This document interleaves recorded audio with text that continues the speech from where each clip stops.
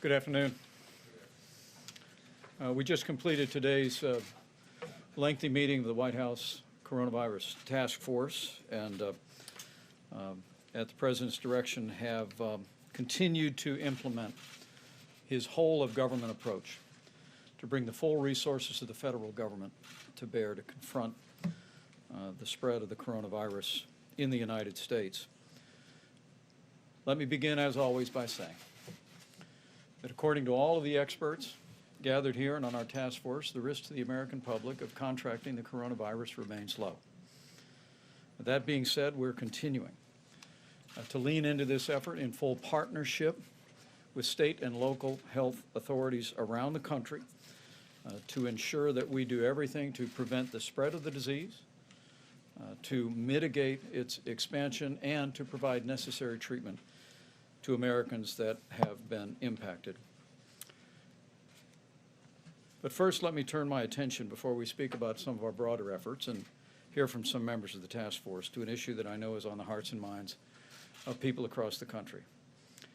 The Grand Princess cruise ship has been moored off the coast of California since Wednesday night.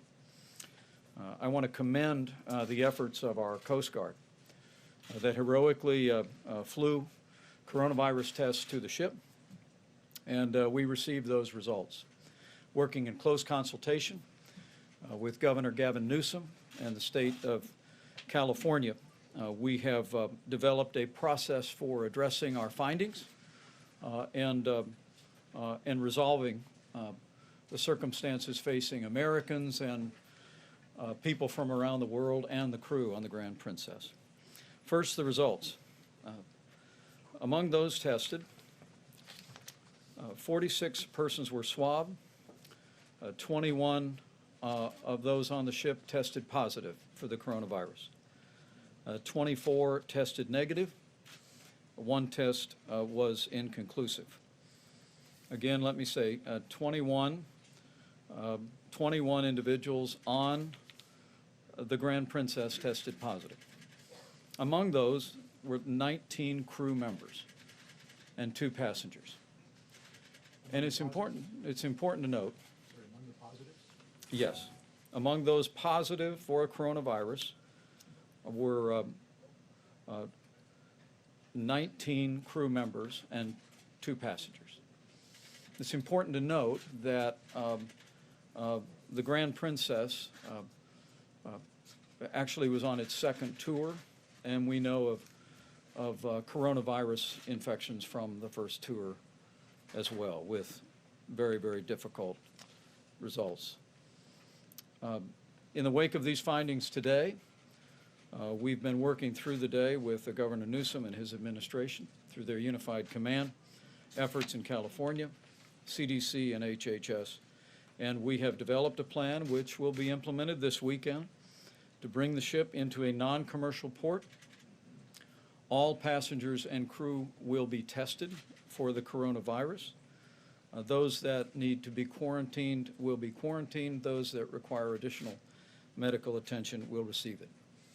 But let me assure the American public, as we did so with Americans returning from China and those returning from the other cruise ship, we are taking all measures necessary to see to the health of the Americans and those involved on the Grand Princess, and just as importantly, to protect the health of the American public and prevent the spread of the disease through communities in this country. We are instituting the strongest testing protocols to ensure that not only those on board receive the treatment that they need, but that the American people can be confident that there will be no erosion in our preventative measures in efforts to keep the coronavirus from spreading throughout our country.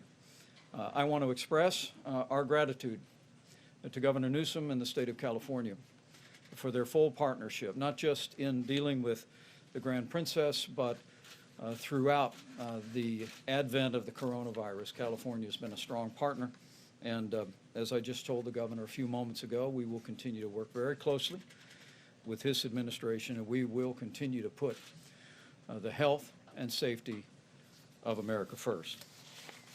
With that, let me turn my attention to the issue of testing, which has been much in the news of late. And the President spoke about it just a few moments ago at the CDC. It's very important to note that because of President Trump's decisive leadership, that the risk to the American public of contracting the coronavirus does remain low. But nevertheless, in Washington State, where I visited yesterday with members of our team, and in California, we have seen, as Dr. Fauci often describes, a community transmission. Still less than 200 cases across the country, and the good news is most Americans who've contracted this disease are being treated and recovering, and on the road to recovery. Sadly, we all know of the loss of life, and we grieve that along with their families. But the American people deserve to know that we are ready, and that because of the President's leadership and because of extraordinary efforts by CDC and Health and Human Services and our partners in state labs around the country, we have the testing necessary to be able to provide tests to all the states that have requested it. As I said yesterday, we've been able to provide tests to all the state jurisdictions and labs that have requested it, and I'm pleased to report that all state labs have the test. And now, because of the change that President Trump implemented at the FDA a week ago, now state labs can actually conduct coronavirus tests themselves. Beyond that, between March 2nd and 5th, we distributed more than 900,000 tests across the country, including 200,000 that could allow 75,000 individual patients to be tested. As the Secretary of HHS just described, by tomorrow another 200,000 tests will be shipped, and by the weekend another 1 million tests will be shipped around the country, with the expectation that at the end of next week 4 million tests will be shipped. We've been able to respond to the request of states that have been impacted by the coronavirus. But as I said yesterday, to meet future demand, this week the President brought together the leading commercial labs in America and asked them to, in effect, partner with the United States in developing tests for the American people. And I'm proud to say that just in the last 24 hours, LabCorp, Quest, two of America's leading commercial laboratories, have announced that tests will be available by Monday of this week. The reason that's important, the reason that meets future demand, is because the enormous capacity of these commercial laboratories and others in the country are precisely how we will make coronavirus tests available for your local doctor, available to your pharmacy, and broadly available to the American public.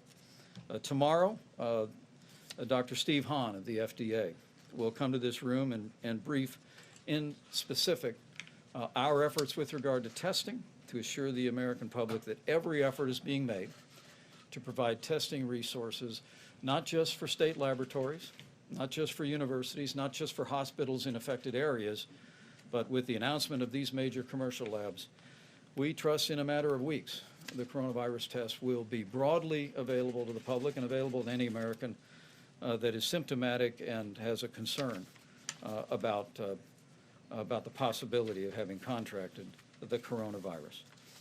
We've made great progress, but there is much work to be done. Over the course of this weekend, I'll be traveling to Florida to meet with cruise line executives. We'll be discussing with them in particular what additional measures our cruise lines could take to ensure the health and safety of the American public. And I look forward to those conversations tomorrow. I want to introduce Dr. Fauci for a comment, and then I'll also introduce the Admiral and Bob Kaldick about our plans with regard to the cruise ship. But let me make one last comment, if I may, before we hear from other members of the task force. I've said it twice, let me say it again. The general risk to the American public remains low. But if you are an individual with a serious underlying health condition and are elderly, it's important to take precautions and use common sense, particularly as it relates to travel. We want to recognize from the experience now of 2 cruise ships, the cruise ships represent a unique challenge for health officials. And so we would ask elderly Americans to use common sense and caution in planning any cruise ship vacation in the future. But they can be assured we're going to be working closely with some great American companies in the cruise line industry to enhance and strengthen the screening procedures that take place as passengers board and as they disembark. With that, let me yield for a few moments to Dr. Fauci, and then we'll hear from other members of the task force about the Grand Princess as well as testing. Dr. Fauci. Thank you very much, Mr. Vice President. I just want to take the opportunity very briefly. Last time I was here at the podium, we were talking about what the Vice President said about the risk of getting infected and how we need to distinguish that from if you are infected, like the unfortunate situation that we've seen in Seattle and what we're seeing on cruise ships, is that in that group of people who get infected, the ones who are clearly the most vulnerable to getting the complications of serious disease and even death are people with underlying conditions, particularly among the elderly with underlying conditions. And those are heart disease, lung disease, kidney disease, diabetes, et cetera. So what I'd like to do today is sort of like publicly answer a question that I get asked all the time now, is that if you are a person with an underlying condition, the conditions that I just mentioned, particularly if you're an elderly person with that, as the Vice President said, beyond even cruise ships, to just use the common sense of trying to protect yourself because you're the most vulnerable. That is often referred to as social distancing. And what we mean by that is if you're a person who is in that category, think twice, even before you get on a plane for a long trip, or you want to travel, or you want to go to a place that's crowded where there may be people who are, in fact, have an infection of any sort. That doesn't necessarily have to be even coronavirus. It could be influenza or anything like that. So I want to publicly answer the question that I keep getting asked in a private situation. If you're in that category, or if you're the family of individuals in that category, take care to try and take care of the most vulnerable among them. And there are simple things that you can do.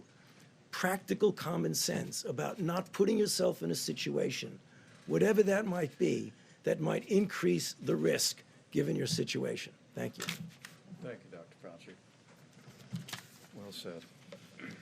With that, I'd like to introduce Vice Admiral Abel, who, again, the Coast Guard did heroic work transporting tests to the Grand Princess and is going to play a key role as we implement the process of resolving the impasse on the ship. Thank you, Mr. Vice President. First of all, we'd like to send our appreciation out to the members of the 129th Air Rescue Recovery Wing, the California Air National Guard, that played a key role last night in getting the test kits out to the ship, retrieving those test kits. It's great to have shipmates like that stand by our side when the nation needs it. Coast Guard looks forward to operationalizing the best risk mitigation plan that's developed on medical science from the state, local, and federal level. And we'll use our captain of the port authorities to direct the ship to execute that plan. Thank you. Thank you. And Bob Kadlik is the Assistant Secretary who's been coordinating the preparedness and the response to the Grand Princess. Thank you very much, Mr. Vice President, and good evening, everyone. I just wanted to say, first of all, thanks to Governor Newsom and his staff at the State Health Office and Emergency Management in California. They've been an extraordinary great partners, not only during this event as we're developing a concept of operations and planning to, if you will, disembark passengers from that ship safely and effectively, ensuring that their safety as well as the community that they will be coming into will be protected. But I just want to say that they've been great partners throughout this. They've been critical in our repatriation efforts from Wuhan, as well as from the Diamond Princess ship in Japan. And again, the details are becoming more apparent, and we'll brief you as those become more firm. But I just want to say this is a whole government of effort We're working with Department of Defense, with the Coast Guard, Department of Homeland Security, our colleagues at CDC, as well as the state and local authorities in California to ensure that we can bring those people home safely as well as and as quickly as possible. Thank you. Great. Dr. Birch, did you want to speak to our plan with regard to that? Thank you, Mr. Vice President. So this will be a comprehensive plan that, like our other Diamond Princess, was a comprehensive approach to ensure the health and welfare of all of our citizens. As Dr. Fauci discussed, we know many of the people on the cruise ship are in their 60s, 70s, and 80s, and we want to make sure, as we know, that that's a more vulnerable group, that we pay special attention to anybody who has any comorbidities or other conditions. And so we're working very hard with the people on the ship and the medical team there to make sure that their health and welfare is prioritized. Thank you. Good. And Dr. Stephen Hahn with the FDA for the latest on the availability of testing. Thank you, Mr. Vice President. Just as a reminder about this test, this is a swab test, not a point-of-care test. We discussed that yesterday, but that's the component of this test. It is a test that's been developed by the CDC based upon their first obtaining the genetic sequence of the virus. That test is very high quality. We have high confidence in that test. That test is now available in all public health labs as described by the Vice President. In response to the demand that we're seeing for the test, we are increasing the supply of this test as described by the Vice President. And we believe that that will be available significantly across the country, and I can provide more details tomorrow, just for specific numbers, if you will. As of yesterday, the CDC test was shipped out 900,000 tests. We have another 200,000 which we expect to be shipped out tomorrow and have gone through the quality assurance process. Another 1 million tests will be quality assessed this weekend, and we expect those to go out early next week. We expect further surge in test capacity beyond that by the end of next week, and again, I'm really happy to provide details. How many have been tested so far? Can you say that? So I think that's a question that should probably be addressed to the CDC for the most accurate number. Thank you. Great. And state labs. Questions? Please. Where do you expect these people to be quarantined? And what, of 19 crew members, 2 passengers, why so many crew were infected? Well, we're going to get to the bottom of it, but it's very likely that the crew on the Grand Princess was exposed on two different outings, and we know the coronavirus manifested among the previous passengers, and so we'll find that out. But we will be testing everyone on the ship. We will be quarantining as necessary. But with regard to the 1,100 member crew, we anticipate that they will be quarantined on the ship, will not need to disembark. But let me refer to Secretary Cadlick to respond. We're working literally hour by hour with the Department of Defense and with the state of California to identify the military bases where we'll do the testing of the remaining passengers. Yes, sir, thank you. And it is truly evolving right now. Obviously, there have been bases that have been identified before, Travis, Lackland, and we're working with the Department of Defense to identify the appropriate settings. Again, realizing that we're trying to ensure both the safety of the passengers and the safety of the communities that are around them. So happy to answer any more questions. Thank you.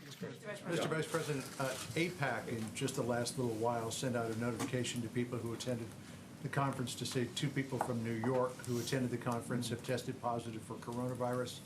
Are you concerned that the virus is now here in Washington, D.C., and as a lot of members of Congress attend APAC, are you concerned that some members of Congress may have contracted the virus? Well, let me say that's the first I've heard of it in the midst of a busy day, and we will be engaged. I'm confident in the same contact tracing that we are for any case, but maybe Dr. Fauci could speak to a concern about the nation's capital that you raised. Yeah, you know, again, when you have lack of information, it's tough to make anything definitive. But obviously, if you have someone who is here I mean, the risk of there being a major outbreak, obviously, is which everybody thinks about. But what will happen is that those individuals that were infected will have contact tracing. And that's the public health weapon, if you want to call it that, we have, namely to get those people isolated and to do the contact tracing. We don't have enough information now because this is the first that I've actually heard about it also with a busy day. So as soon as we get further information, we'd be happy to share that with you. Mr. Vice President, the President just a short while ago said that anybody that needs a test can have a test, they're all set. Can we drill down on that? When exactly will a person who feels like they may have coronavirus, can they go into their doctor's office and get a test? In addition to that, Mr. Vice President, just a short while ago, the President described Governor Inslee of Washington State, who you just met with yesterday, as a snake. He also described the coronavirus test, compared it to the phone call that he had with the leader of Ukraine. Is the President addressing the situation with the seriousness it requires? Well, I promise you, President Trump has no higher priority than the health and safety of the American people. And he's assembled an extraordinary group of Americans and agencies. I'm a little more than a week into leading the White House coronavirus effort, and I couldn't be more proud and more impressed with the team that the President assembled. But I think your first question is a very important one, Jim, and I appreciate it. The President's exactly right, that for the state laboratories, for the communities that have been impacted, that have concerns about the coronavirus, we have been able to respond to requests for tests. And literally, you can hear that the test that's been made available since the first of this month is literally mounts in the hundreds of thousands and millions of tests. But for the American public to have access to the coronavirus test, it's the reason why President Trump brought in this week all of the CEOs of the top commercial laboratories in the country. They're the ones that we believed could spin up a new test very rapidly. They have enormous logistics and manufacturing capabilities. And we said to them, we want you to work together because whilst all state labs can now conduct their own test, and while we've, as I described, and as Dr. Hahn described, we've distributed hundreds of thousands, in fact, over 1 million tests around the country to get it all across the American people, to your local doctor, to your pharmacy, to what when my kids were little we used to call the med check. It's going to require these commercial labs. And the good news is it didn't get too widely reported, but both LabCorp and Quest, two of the largest commercial labs in the country, just announced that by Monday they will have tests available for distribution and sale across the country. If I could just follow up, Mr. Vice President, if somebody is feeling ill this weekend and they go to the doctor on Monday, can the doctor request a coronavirus test? Any American in the country, or are we not at that point? I just want to make sure that it's crystal clear in terms of what the expectations are. Well, I think for any American that is symptomatic, speaking to your doctor, if you have reason to believe that you have been exposed to the coronavirus, I have every confidence that your physician would contact state health officials and have access to the state lab. We've made those tests available to the state labs. I've spoke to Governor Roy Cooper of North Carolina today. I spoke to Governor Brian Kemp of Georgia last night. And we've been working hard to make sure that where we have suspected cases, that we've been making tests available. But you make a very fair point about the wider availability to doctors and physicians and clinics will happen, we believe, because of the collaboration that President Trump forged with our commercial labs. And the great news is, as they announced yesterday, by Monday, the two of the largest commercial labs in America announced they will have tests and begin to take them to market. Thank you, Mr. Vice President. Two questions, if I could, one on workers and one on families. The first one on workers. There are a lot of Americans who are worried about losing wages if they're forced to stay home because they're not on a regular salary. Is the White House preparing any sort of economic mitigation effort for workers who suffer wage losses here? And the second one is on families, which is you're telling people to stay home if they feel sick. Right. What's your advice to parents of children who might have a lot of vulnerable people in their households? Should they be quarantining themselves with their children in the house, or do they need to be quarantining themselves somewhere else away from their own families and children? Well, with regard to your first question, I will tell you that I've been very inspired at the response of businesses around this country and their sensitivity and decision-making about Americans who are potentially impacted by the coronavirus. But I will tell you, in the days ahead, when I was on Capitol Hill this week meeting with Republicans and Democrats in the House and the Senate, we talked about, should this become much more widespread in the country, there were recommendations from Congress, which I know we would carefully consider. But your second question, I think, might be the most important one asked, and that is for families, what are the best practices at home? And I'd like to ask Dr. Birx to address that. That's an excellent question. I come from a multi-generational household. I have 9-month-old, 2-year-old grandchildren. My parents live in the same household. They're 91 and 96. And my daughter and husband are there. And I think this is a very critical question, and it's why over the last week we've really been focused on who is the most vulnerable, who needs to be protected, and ensuring that every family understands that. And I think your question is critical because it comes back to what Dr. Fauci said.